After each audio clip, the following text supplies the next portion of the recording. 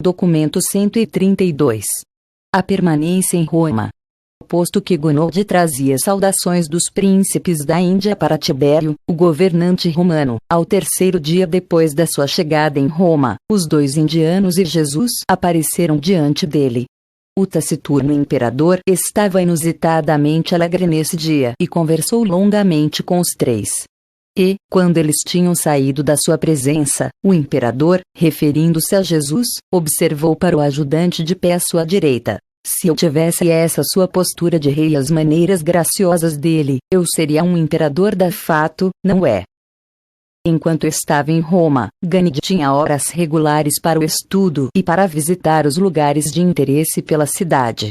O seu pai tinha muitos negócios para desenvolver e, desejando que o seu filho crescesse para tornar-se um sucessor digno na administração dos seus vastos interesses comerciais, ele julgou chegada a hora de apresentar o rapaz ao mundo dos negócios. Havia muitos cidadãos da Índia em Roma e, frequentemente, um dos próprios empregados de Gonode acompanhá-lo ia como intérprete, de modo que Jesus tinha dias inteiros para si próprio. Isso deu a ele tempo para conhecer profundamente essa cidade de 2 milhões de habitantes. Ele era encontrado frequentemente no fórum, o centro da vida política, legal e dos negócios. Muitas vezes ele ia ao Capitólio e ponderava sobre as algemas da ignorância, a qual os romanos eram submetidos, e, ao mesmo tempo, contemplava esse magnífico templo dedicado a Júpiter, Juno e Minerva. Jesus também passava muito tempo no Monte Palatino, onde estavam localizados a residência do imperador, o templo de Apolo e as bibliotecas grega e latina. Nessa época, o Império Romano incluía todo o sul da Europa, a Ásia Menor, a Síria, o Egito e o noroeste da África. E a cidadania romana abrangia os habitantes de todos os países do hemisfério oriental.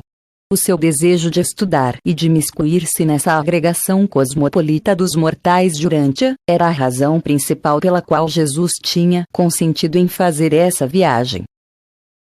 Jesus aprendeu muito sobre os homens enquanto estava em Roma, mas a mais valiosa de todas as múltiplas experiências da sua permanência de 6 meses naquela cidade foi o seu contato com os líderes religiosos da capital do império, e a influência que teve sobre eles. Antes do fim da primeira semana em Roma, Jesus havia procurado e conhecido os líderes mais qualificados dos cínicos, dos estoicos e dos cultos dos mistérios, em particular o grupo mitraico. Fosse ou não visível para Jesus que os judeus iriam rejeitar a sua missão, ele muito certamente previu que os seus mensageiros deveriam, em breve, vir a Roma para proclamar o reino do céu. E, assim, da maneira mais surpreendente, ele se pôs a preparar o caminho para a melhor e mais segura recepção da sua mensagem. E escolheu 5 dos líderes estoicos, 11 dos cínicos e 16 dos líderes dos cultos dos mistérios, e passou grande parte do tempo que lhe sobrava, durante quase 6 meses, em contato estreito com esses instrutores religiosos. E este foi o seu método de instrução. Nunca, uma vez sequer, ele atacou os erros, nem mesmo mencionou as imperfeições dos ensinamentos deles. Em cada caso, ele selecionara a verdade dentro do que eles ensinavam e então trabalharia como que para dar beleza e para iluminar essa verdade nas mentes deles, de um tal modo que, em um tempo muito curto, essa elevação da verdade efetivamente expulsava os erros anteriores. E, desse modo, esses homens e mulheres foram ensinados por Jesus e preparados para o reconhecimento subsequente de verdades similares e adicionais nos ensinamentos dos primeiros missionários cristãos. Foi essa pronta aceitação dos ensinamentos dos pregadores do Evangelho que deu a poder de impulsão para a difusão rápida do cristianismo em Roma e dali para todo o Império. O significado desse feito notável pode ser mais bem compreendido ao reportarmos-nos ao fato de que, desse grupo de 32 líderes religiosos, instruídos por Jesus, em Roma, apenas 2 não deram frutos. 30 deles tornaram-se indivíduos fundamentais para a implantação do cristianismo em Roma, e alguns deles colaboraram também para transformar o principal templo mitraico na primeira igreja cristã daquela cidade. Nós, que observamos as atividades humanas por detrás das cenas, e à luz de 19 séculos de tempo, reconhecemos apenas 3 fatores como sendo de valor supremo para o pronto estabelecimento do cenário da disseminação rápida do cristianismo por toda a Europa, e esses são: a escolha e a sustentação de Simão Pedro como apóstolo. A conversa, em Jerusalém, com Estevão, cuja morte levou à conversão de Saulo de Tarso. Essa preparação preliminar desses 30 romanos para a subsequente liderança da nova religião em Roma e em todo o Império. Durante todas as suas experiências, nem Estevão nem os 30 escolhidos jamais se deram conta de que, certa vez, haviam falado com o homem cujo nome se tornou o tema dos seus ensinamentos religiosos. A obra de Jesus junto a esses 32 escolhidos, originalmente, foi inteiramente pessoal. Nos seus trabalhos para com esses indivíduos, o escriba de Damasco nunca se encontrou com mais do que 3 de uma só vez, raramente com mais do que 2, e mais frequentemente ele os instruía individualmente. E Jesus podia fazer esse grande trabalho de aperfeiçoamento religioso porque esses homens e mulheres não eram presos às tradições. Eles não eram vítimas de preconceitos estabelecidos quanto a desenvolvimentos religiosos futuros. Muitas foram as vezes nos anos que logo se seguiram, nos quais Pedro, Paulo e os outros instrutores cristãos em Roma ouviram sobre esse escriba de Damasco, o qual os havia precedido e que tinha tão obviamente, mas não involuntariamente, como eles supunham, preparado o caminho para a vinda deles com o novo evangelho. Embora Paulo nunca realmente tenha suspeitado da identidade desse escriba de Damasco, pouco tempo antes da sua morte, e por causa das semelhanças entre algumas descrições pessoais, ele chegou à conclusão de que o fazedor de tendas da Antioquia era também o escriba de Damasco. Numa ocasião, enquanto pregava em Roma, Simão Pedro, ao ouvir uma descrição do escriba de Damasco, conjecturou que esse indivíduo poderia ter sido Jesus, mas rapidamente descartou a ideia, sabendo muito bem, assim pensava ele, que o mestre nunca tinha estado em Roma. Os verdadeiros valores. Foi com Angamon, o líder dos estoicos, que Jesus teve uma conversa de uma noite inteira, nos primeiros dias da sua estada em Roma. Esse homem subsequentemente tornou-se um grande amigo de Paulo e acabou sendo um dos fortes sustentáculos da igreja cristã em Roma. Em essência, e restaurado em frases modernas, eis o que Jesus ensinou a Angamon. O critério para os verdadeiros valores deve ser buscado no mundo espiritual e nos níveis divinos da realidade eterna. Para um mortal ascendente, todos os padrões inferiores e materiais devem ser reconhecidos como transitórios, parciais e inferiores. O cientista, enquanto tal, fica limitado à descoberta da relação entre os fatos materiais. Enquanto cientista, ele não tem o direito de asseverar ser nem materialista nem idealista. Se fizer uma tal escolha, ele estará abandonando a sua posição de cientista verdadeiro, pois qualquer afirmação dessa ordem só cabe mesmo à essência da filosofia. A menos que o discernimento moral e o nível da realização espiritual da humanidade sejam elevados proporcionalmente, o avanço ilimitado de uma cultura puramente materialista pode, afinal, tornar-se uma ameaça para a civilização. Uma ciência puramente materialista abriga, dentro de si mesma, a semente potencial da destruição de todo o esforço científico, pois essa mesma atitude pressagia o colapso final de uma civilização que teria abandonado seu senso de valores morais e que teria repudiado a sua meta de alcance na realização espiritual. O cientista materialista e o idealista extremista estão destinados sempre a estarem em extremos opostos. Isso não é verdade para aqueles cientistas idealistas que estão de posse de um padrão comungado de altos valores morais e de um alto nível de comprovação espiritual.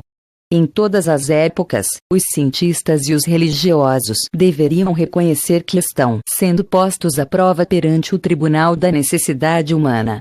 Eles devem abster-se de todo guerrear entre si próprios, enquanto valentemente lutam para justificar a sua sobrevivência contínua por meio de uma elevada devoção a serviço do progredir humano.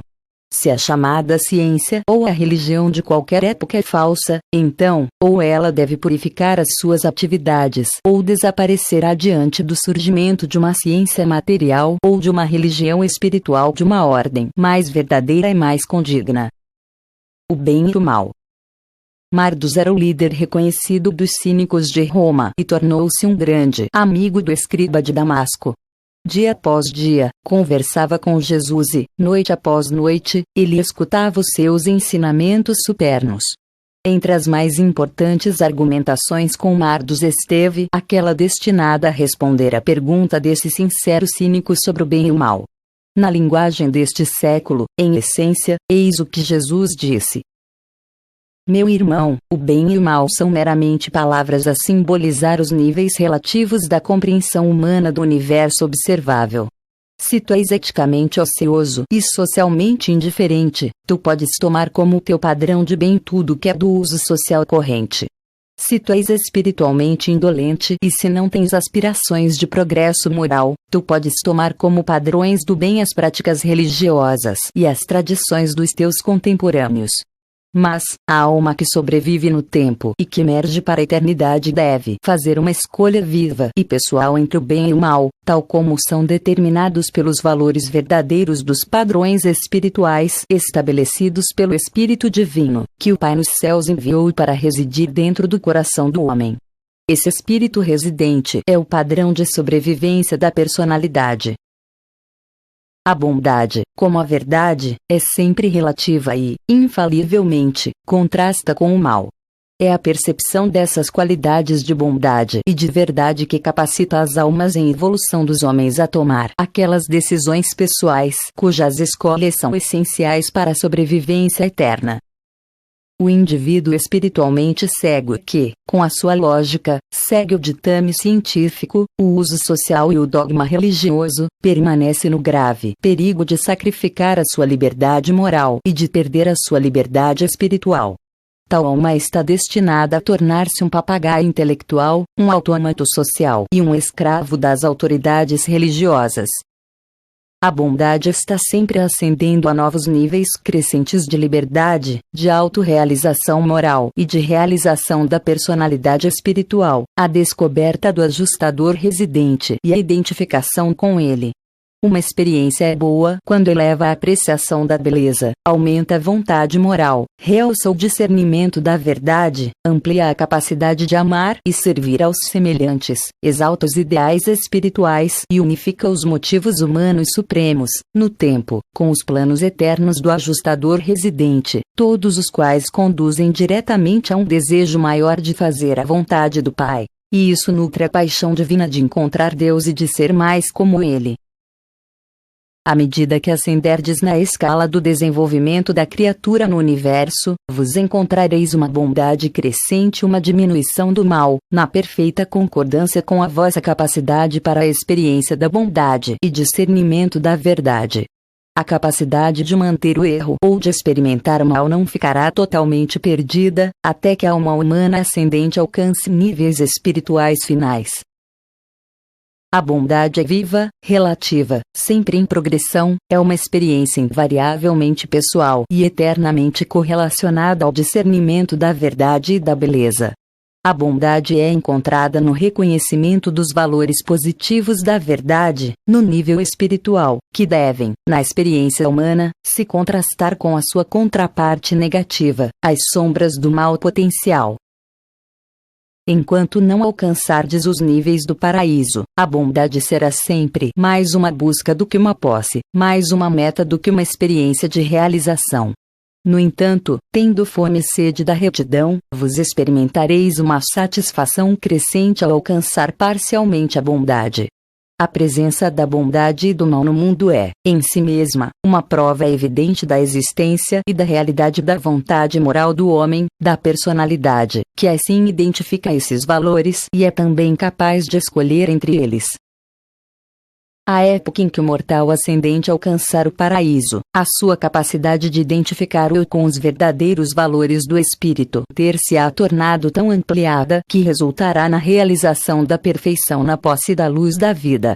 Tal personalidade espiritual, assim aperfeiçoada, torna-se tão integral, divina e espiritualmente unificada com as qualidades positivas e supremas da bondade, da beleza e verdade, que não resta nenhuma possibilidade de que tal espírito justo e reto possa projetar qualquer sombra negativa de mau potencial quando exposto à luminosidade penetrante da luz divina dos soberanos infinitos do paraíso. Em todas essas personalidades espirituais, a bondade não mais é parcial, contrastante e comparativa. Ela tornou-se divinamente completa e espiritualmente suficiente. Ela aproxima-se da pureza e da perfeição do Supremo. Para que possa haver a escolha moral, a possibilidade do mal é necessária, mas não a realidade do mal. Uma sombra é apenas relativamente real. O mal real não é necessário como uma experiência pessoal. O mal potencial atua igualmente bem, como um estímulo para a decisão, nos domínios de progressão moral e nos níveis inferiores do desenvolvimento espiritual. O mal se transforma em uma realidade da experiência pessoal, apenas quando uma mente moral faz dele a sua escolha. A verdade e a fé.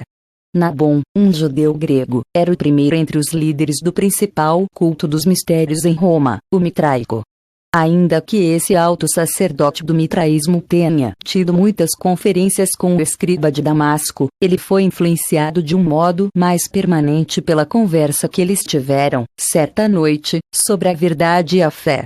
Nabon havia pensado em fazer de Jesus um convertido e chegou mesmo a sugerir que ele retornasse à Palestina como um instrutor mitraico. Ele mal percebera que Jesus o estava preparando para transformar-se em um dos primeiros convertidos ao Evangelho do Reino. E, reformulada em uma maneira moderna de dizer, a essência do ensinamento de Jesus é a seguinte: a verdade não pode ser definida por palavras, apenas vivendo-a. A verdade é sempre mais do que conhecimento. O conhecimento é pertinente às coisas observadas, mas a verdade transcende esses níveis puramente materiais, no sentido em que ela se harmoniza com a sabedoria e abrange coisas imponderáveis tais como a experiência humana e, mesmo, a realidade espiritual e viva. O conhecimento tem origem na ciência, a sabedoria, na verdadeira filosofia, a verdade, na experiência religiosa da vida espiritual. O conhecimento lida com os fatos, a sabedoria, com as relações, a verdade, com os valores da realidade. O homem tende a cristalizar a ciência, a formular a filosofia e a dogmatizar a verdade, porque ele é mentalmente preguiçoso, porque tende a ajustar-se às lutas progressivas da vida, e, ao mesmo tempo, tem também um medo terrível do desconhecido. O homem natural é lento para dar início às mudanças dos seus hábitos de pensar e das suas técnicas de viver.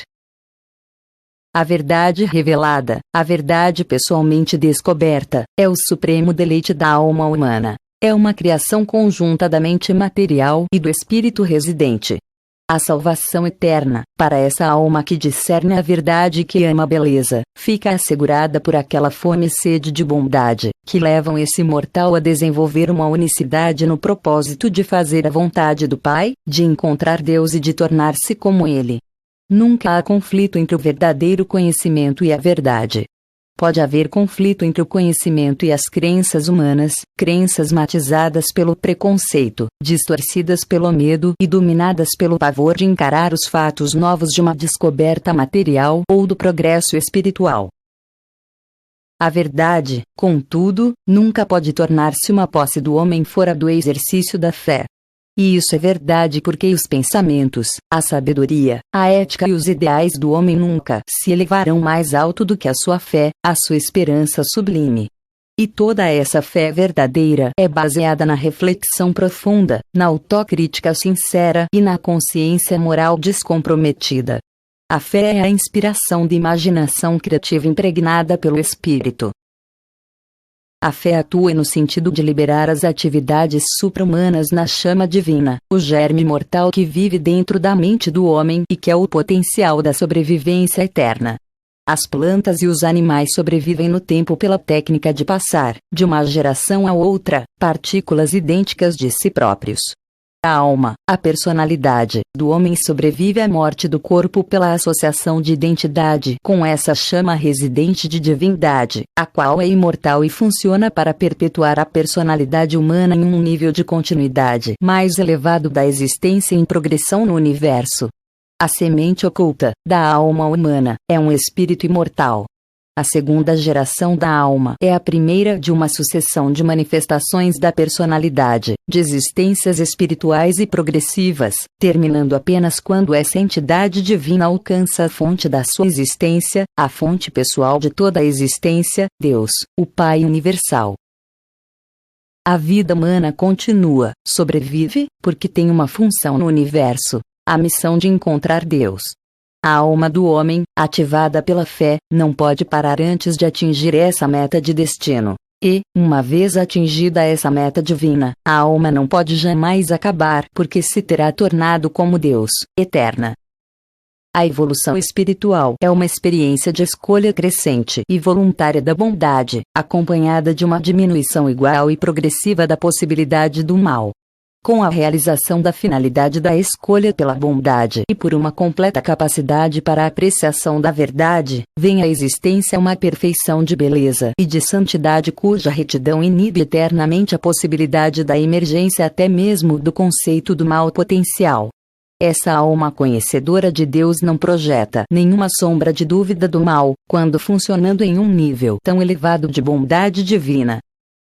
A presença do Espírito do Paraíso na mente do homem constitui uma promessa de revelação e uma promessa de fé em uma existência eterna de progressão divina para toda alma que busca encontrar a identidade com o Espírito imortal residente, o fragmento do Pai universal. A característica do progredir no universo é a liberdade cada vez maior da personalidade, porque a liberdade está associada ao alcance de níveis progressivos cada vez mais elevados da autocompreensão, bem como da autorrestrição voluntária consequente. O alcançar da perfeição, na autorrestrição espiritual, iguala-se ao completar da liberdade no universo e à libertação pessoal.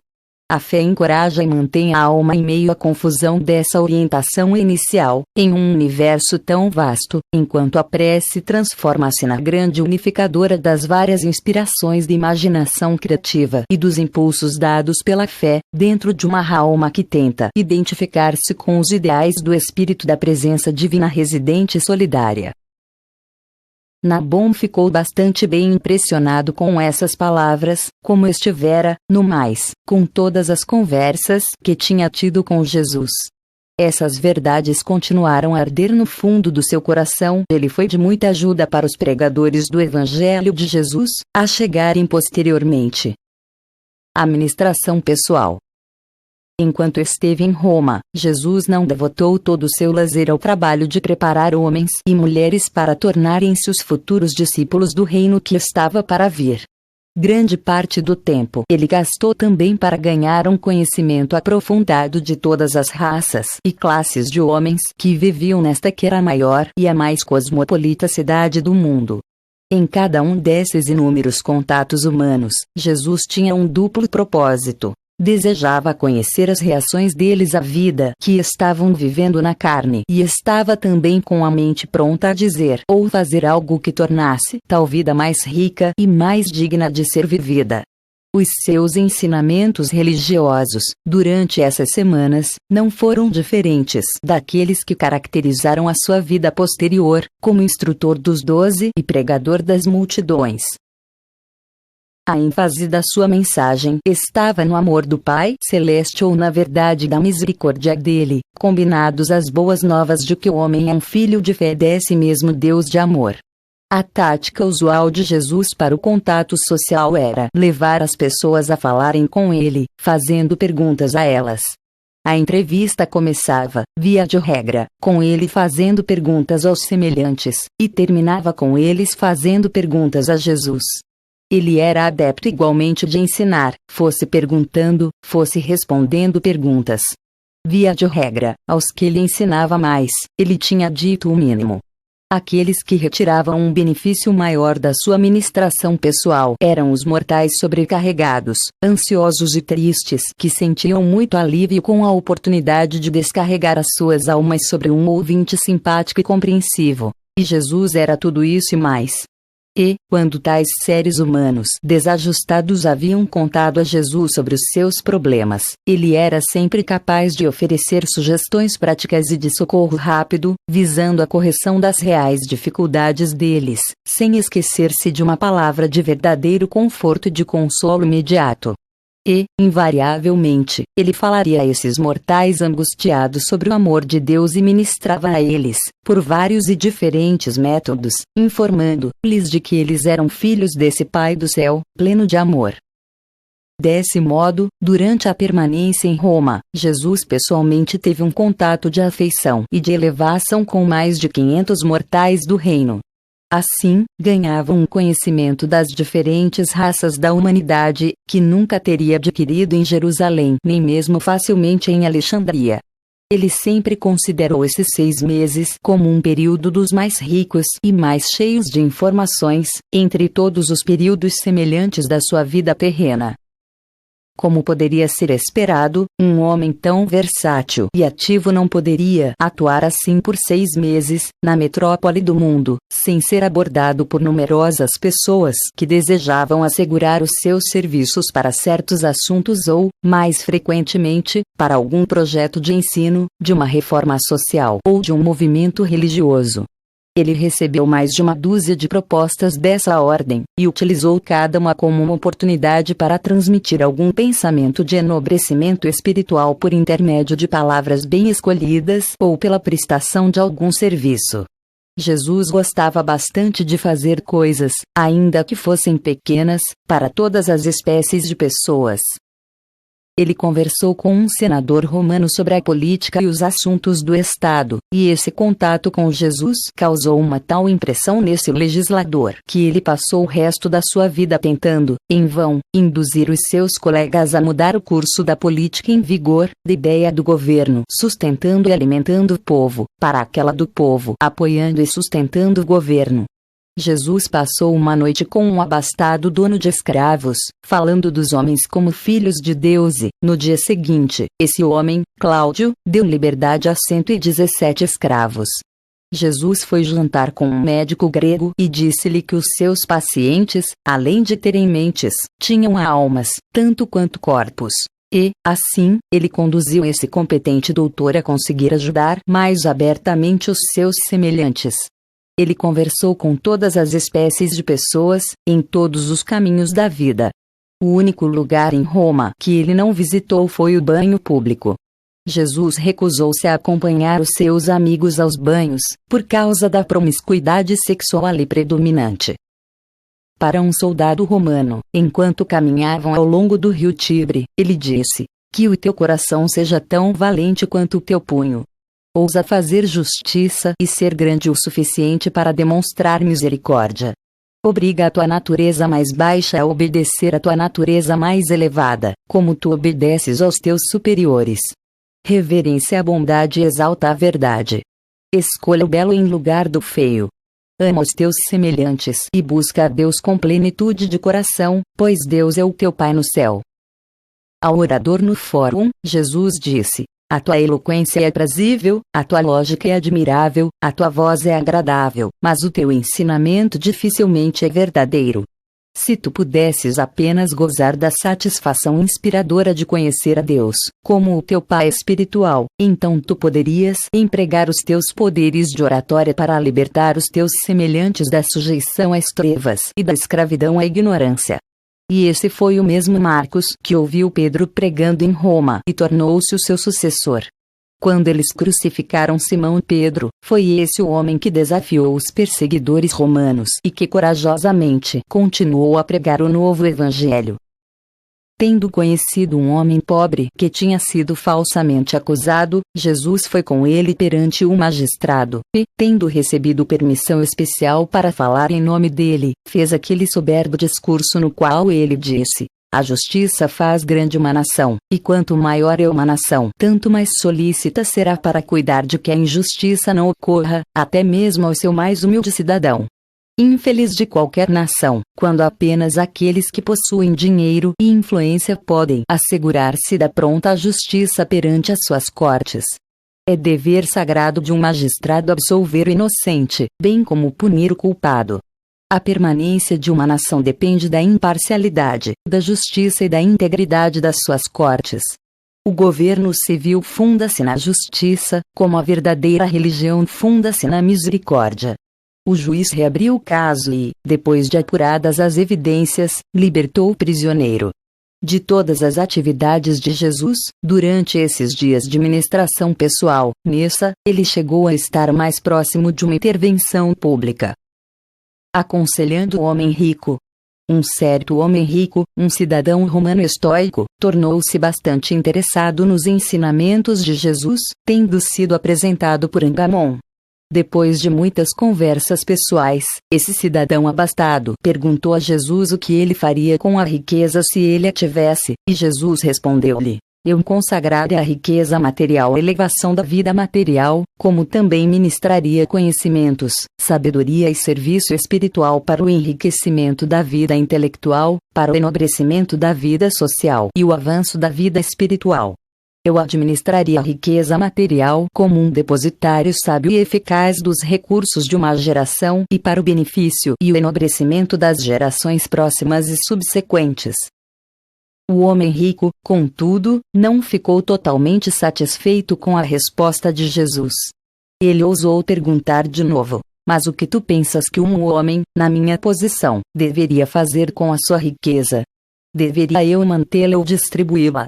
E quando percebeu que ele realmente desejava saber mais sobre a verdade da sua lealdade a Deus e sobre o seu dever para com os homens, Jesus desenvolveu a sua resposta: percebo, meu bom amigo, que és um buscador sincero da sabedoria e amante honesto da verdade. Assim sendo, estou disposto a colocar diante de ti minha visão da solução para os teus problemas, no que eles têm a ver com as responsabilidades da riqueza.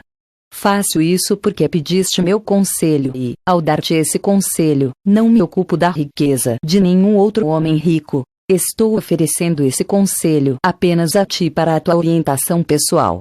Se desejares honestamente considerar tua fortuna como uma responsabilidade, se queres transformar-te em um administrador sábio e eficiente dos teus bens acumulados, então eu te aconselharia fazer a seguinte análise das fontes de tuas riquezas. Pergunta a ti próprio, e faz o melhor para encontrar a resposta honesta. De onde veio essa riqueza? E, como ajuda no estudo das fontes da tua grande fortuna, eu sugeriria que tivesses em mente os 10 métodos diferentes de acumular a riqueza material. A riqueza herdada, riquezas que se originam de pais e de outros ancestrais. A riqueza descoberta, riquezas que vieram de recursos não cultivados da Mãe Terra. A riqueza do comércio, riquezas obtidas pelo lucro justo na troca e no intercâmbio de bens materiais. A riqueza indevida, riquezas que se derivaram de uma exploração injusta ou da escravização do semelhante. A riqueza dos juros, a renda proveniente das justas e honestas possibilidades de ganho do capital investido. A riqueza do gênio, riquezas provindas de recompensas de dons criativos e inventivos da mente humana. A riqueza acidental, riquezas que se derivam da generosidade de um semelhante ou que têm origem nas circunstâncias da vida. A riqueza roubada, riquezas asseguradas pela injustiça, a desonestidade, o roubo ou a fraude. A riqueza de fundos, riquezas colocadas nas tuas mãos pelos teus semelhantes para algum uso específico, agora ou no futuro. A riqueza ganha, riquezas derivadas diretamente de teu próprio trabalho pessoal, a recompensa justa e honesta dos esforços diários de tua mente e teu corpo. E assim, meu amigo, se quiseres ser um administrador fiel e justo da tua grande fortuna, perante Deus e no serviço dos homens, tu deves dividir aproximadamente os teus bens nessas 10 grandes divisões e, então, continuar a administrar cada porção de acordo com a interpretação sábia e honesta das leis da justiça, da equidade, da probidade e da verdadeira eficiência. Embora Deus no céu não irá condenar-te se, algumas vezes, tu errares nas situações duvidosas, quanto à consideração da misericórdia e da generosidade para com a infelicidade das vítimas sofridas em circunstâncias desafortunadas da vida mortal. Quando tiveres dúvida séria e sincera sobre a equidade e a justiça das situações materiais, que as tuas decisões favoreçam aqueles que estão em necessidade, que favoreçam aqueles que sofrem da infelicidade de privações imerecidas. Após discutirem sobre essas questões por várias horas, e em resposta ao pedido de uma instrução com mais e maiores detalhes, feito pelo homem rico, Jesus passou a ampliar o seu conselho, dizendo em essência: ao oferecer-te mais sugestões para a atitude a tomar para com a riqueza, eu deveria admoestar-te a receber meu conselho como dado a ti para a tua orientação pessoal. Falo apenas por mim próprio e para ti, o amigo que me pergunta. E te convoco a não te transformar em um ditador de como devem os outros homens ricos considerar suas riquezas. Assim, te aconselharia. Como administrador da riqueza herdada deverias considerar as suas fontes. Tu estás sob a obrigação moral de representar a geração passada na transmissão honesta da riqueza legítima às gerações que se sucedem, depois de subtraíres uma taxa justa, em benefício da geração atual. Entretanto, não és obrigado a perpetuar nenhuma desonestidade ou injustiça que tiver sido envolvida na acumulação injusta dessa riqueza, ainda que cometida pelos teus ancestrais. Qualquer porção da tua riqueza herdada que resulta como sendo proveniente de fraude ou de injustiça, tu podes desembolsar de acordo com as tuas convicções de justiça, generosidade e restituição. Quanto ao remanescente da tua legítima riqueza herdada, podes fazer uso com equidade e transmiti-lo, em segurança, como curador, de uma geração para outra. A discriminação sábia e o julgamento sadio deveriam ditar as tuas decisões quanto ao legado das riquezas para os teus sucessores. Todo aquele que desfruta de riqueza obtida pelas descobertas deveria lembrar-se de que o indivíduo só pode viver na Terra senão por um curto período de tempo e deveria, por isso, fazer a provisão adequada ao compartilhamento dessas descobertas para o bem do maior número possível de semelhantes seus. Ainda que ao descobridor não devesse ser negada uma recompensa pelos esforços da descoberta, não deveria ele pretender, egoisticamente, reclamar exclusividade sobre todas as vantagens e bênçãos derivadas da revelação dos recursos acumulados pela natureza. Se os homens escolherem conduzir os negócios por meio do comércio e da troca, eles terão direito a um lucro justo e legítimo. Todo comerciante merece pagamento para os seus serviços. O mercador tem direito ao seu salário. A equidade no comércio e um tratamento honesto conferido a um semelhante, nos negócios organizados do mundo, criam muitas espécies diferentes de riquezas de lucros e todas essas fontes de riquezas devem ser julgadas pelos mais altos princípios da justiça, honestidade e equidade. O comerciante honesto não deveria hesitar em ter o mesmo lucro que, com contentamento, ele daria ao seu companheiro comerciante em uma transação semelhante. Ainda que essa espécie de riqueza não seja idêntica à renda individualmente ganha, quando os negócios são conduzidos em uma larga escala, ao mesmo tempo, tais riquezas honestamente acumuladas dotam o seu possuidor de uma equidade considerável quanto a ter voz ativa na sua subsequente redistribuição.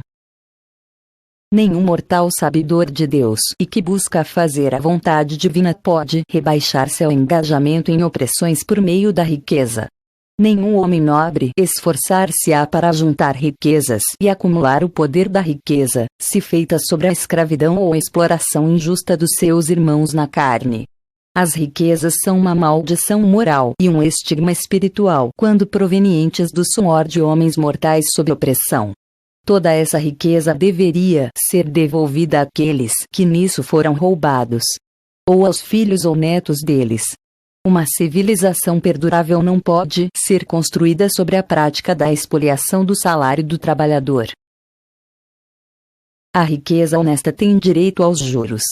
Desde que os homens emprestem e tomem emprestado, aquilo que são os juros justos pode ser recebido desde que o capital emprestado provenha de riqueza legítima. Primeiro, purifica o teu capital antes de reivindicar os juros. Não sejas tão pequeno e ávido a ponto de rebaixar-te à prática da usura. Nunca te permitas ser tão egoísta a ponto de empregar o poder do dinheiro para obter vantagens injustas sobre o teu companheiro que labuta. Não cedas à tentação de exigir juros usurários do teu irmão em desespero financeiro. Se por acaso conseguires a riqueza por meio dos arroubos do gênio, se as tuas riquezas provêm de recompensas de dons inventivos, não reivindiques uma parte injusta como remuneração.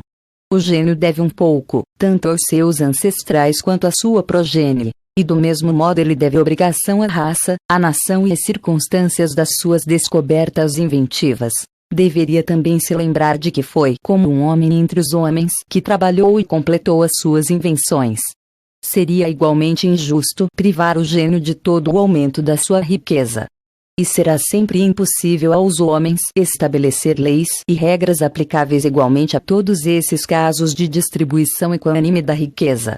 Deves primeiro reconhecer o homem como teu irmão, e, se desejares honestamente fazer por ele como gostarias que fizesse por ti, os imperativos comuns da justiça, da honestidade e da probidade te guiarão no estabelecimento justo e imparcial e na liquidação de todo problema que surgir da recompensa econômica e justiça social. Exceto pelas taxas justas e legítimas ganhas pela administração, nenhum homem deveria fazer reivindicação pessoal sobre a fortuna que o tempo e o acaso fizeram cair nas suas mãos. As riquezas acidentais deveriam ser consideradas mais sob a luz de serem um depósito a ser gasto para o benefício do próprio grupo social ou econômico. Aos possuidores de uma tal fortuna deveria ser consentida apenas maior voz ativa na determinação da distribuição sábia e efetiva desses recursos pelos quais não trabalharam. O homem civilizado não deveria sempre considerar tudo que ele controla como sendo sua posse pessoal e privada. Se alguma parte da tua fortuna é consabidamente proveniente de fraudes, se algo da tua riqueza foi acumulado por práticas desonestas ou métodos injustos, se as tuas riquezas são produto de negociações injustas com os teus semelhantes, apressa-te a restituir todos esses ganhos obtidos de modo desonesto aos seus devidos proprietários. Faz correções completas e, assim, purifica a tua fortuna de todas as riquezas desonestas. A gestão da riqueza que uma pessoa faz, para o benefício de outrem, é uma responsabilidade solene e sagrada. Não coloques em risco nem em perigo essa gestão. Extrai para ti próprio, ao gerir qualquer desses bens, apenas aquilo que todos os homens honestos permitiriam.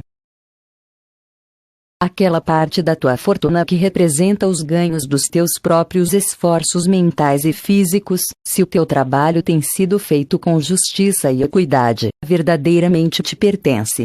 Nenhum homem pode impugnar o teu direito de manter usar tal riqueza da forma como te julgares adequada, desde que o teu exercício desse direito não cause dano aos teus semelhantes. Quando Jesus tinha terminado de dar-lhe os conselhos, esse abastado romano levantou-se do seu sofá e, despedindo-se por aquela noite, fez a si própria a promessa: meu bom amigo, percebo que és um homem de grande sabedoria e muita bondade. Assim, amanhã eu começarei a administração de todos os meus bens conforme o teu conselho. Administração social. Em Roma também aconteceu aquele acidente comovente em que o Criador de um universo passou várias horas devolvendo uma criança perdida à sua mãe ansiosa. Essa criança pequena havia se afastado da sua casa, e Jesus encontrou um menino chorando em desespero. Ele e Gânide estavam a caminho das bibliotecas, mas dedicaram-se a levar o pequenino de volta para casa. Gânide nunca se esqueceu do comentário de Jesus: Tu sabes, Ganid, a maioria dos seres humanos são como esse menininho perdido. Eles passam grande parte do seu tempo chorando de medo e sofrendo na tristeza, quando, na verdade, eles estão a uma curta distância da salvação e da segurança, a uma curta distância de casa, como estava esse menino. E todos aqueles que sabem o caminho da verdade e que gozam da segurança de conhecer a Deus deveriam considerar um privilégio, não um dever, poder oferecer orientação aos seus semelhantes, nos esforços que eles fazem para encontrar as satisfações da vida. Pois não sentimos nós uma alegria suprema nesse serviço de devolver a criança à sua mãe? Assim, aqueles que conduzem os homens a Deus experimentaram a satisfação suprema de servir aos homens. E, daquele dia em diante, pelo resto da sua vida natural, Ganid permaneceu continuamente na busca de crianças perdidas a quem ele pudesse devolver às suas casas. Havia viúva com 5 filhos, cujo marido tinha sido morto acidentalmente. Jesus contou a Ganid sobre a perda do seu próprio pai, por um acidente, e eles foram repetidamente confortar a essa mãe e os seus filhos, e Ganid solicitou dinheiro a seu pai para dar-lhe comida e roupas. Eles não descansaram nos seus esforços enquanto não encontraram um trabalho para o menino mais velho, de modo que ele pudesse ajudar a cuidar da família.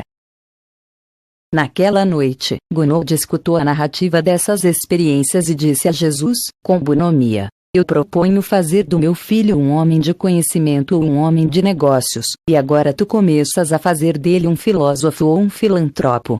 E Jesus sorridente respondeu: Talvez nós façamos dele todos os 4. E então ele poderá desfrutar de uma satisfação quadruplicada na vida, pois o seu ouvido para o reconhecimento da melodia humana será capaz de reconhecer 4 tons em vez de 1.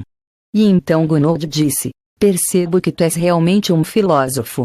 Tu deves escrever um livro para as gerações futuras. E Jesus replicou: Não um livro, a minha missão é viver uma vida nesta geração e para todas as gerações. Mas parou, dizendo a Ganid: Meu filho, é hora de recolhermos-nos. As viagens para fora de Roma. Jesus, Ganid e Ganid fizeram 5 viagens para fora de Roma, até pontos de interesse, em territórios vizinhos.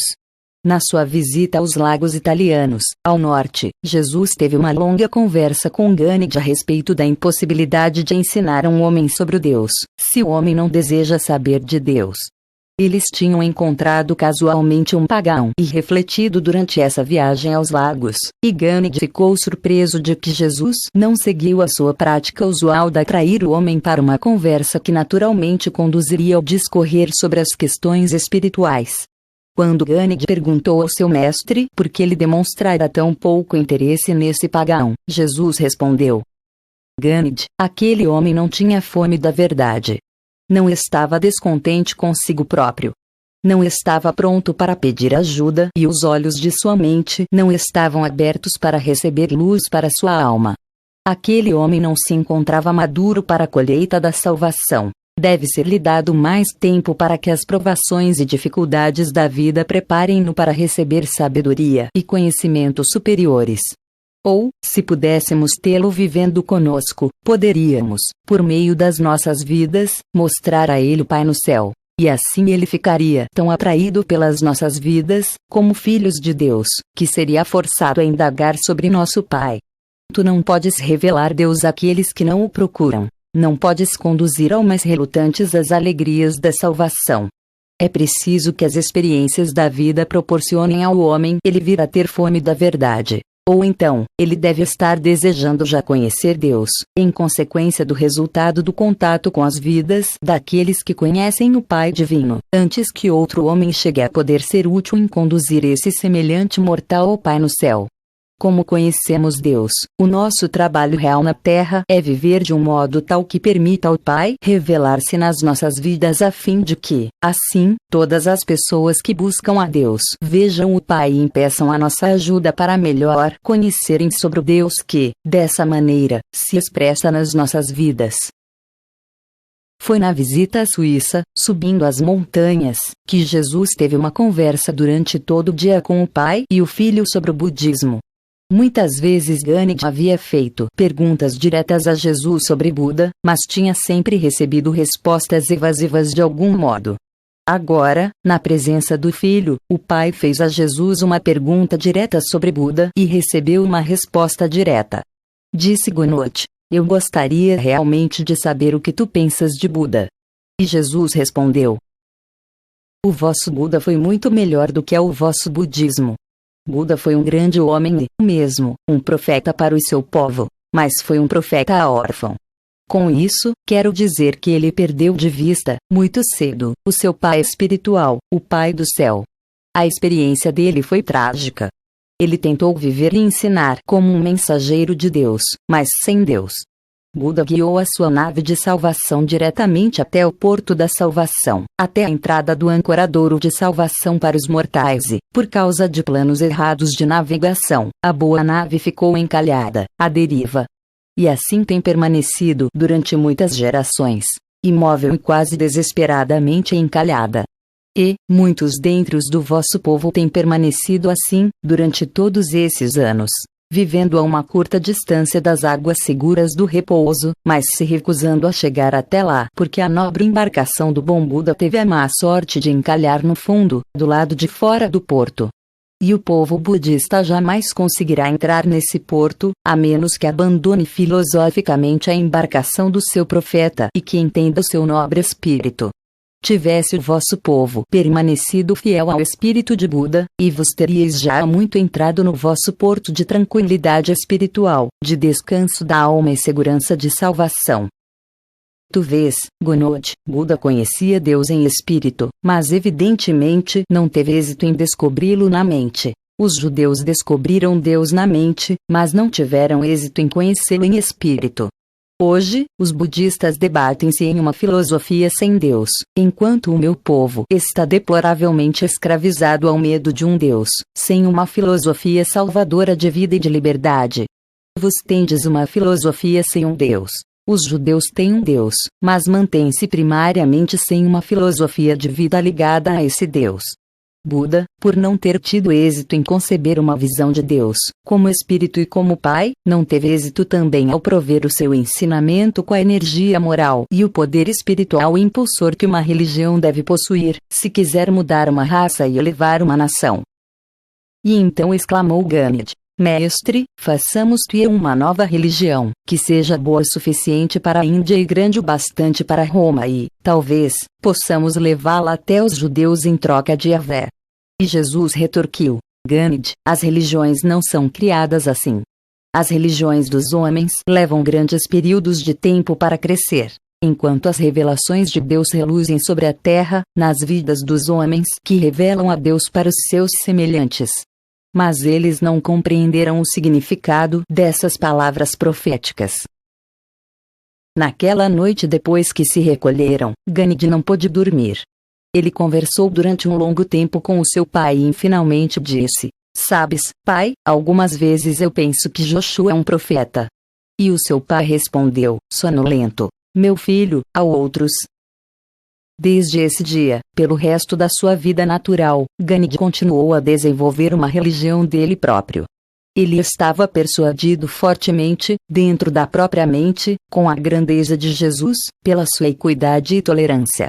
Em todas as conversas que tivera com Jesus, sobre a filosofia e a religião, esse jovem nunca experimentou ressentimentos nem reações de antagonismos. Que cena para as inteligências celestes contemplarem! Esse espetáculo do jovem indiano propondo, ao Criador de um universo, que eles elaborassem uma nova religião. E, embora o jovem não o soubesse, eles estavam fazendo uma nova e eterna religião, exatamente ali e naquele momento, um novo caminho de salvação. A revelação de Deus ao homem feita por Jesus, e em Jesus. Aquilo que o jovem mais queria fazer ele estava, inconscientemente, realizando de fato. E assim foi, e é, sempre. Tudo aquilo que a imaginação humana, iluminada, bem refletida e conduzida pelo ensinamento espiritual, está na busca de fazer e disser, de todo o coração e sem egoísmos, torna-se um meio criativo mensurável pelo nível da dedicação com que o mortal se põe a fazer divinamente a vontade do Pai. Quando o homem entra em comunhão com Deus, grandes feitos podem acontecer e de fato acontecem.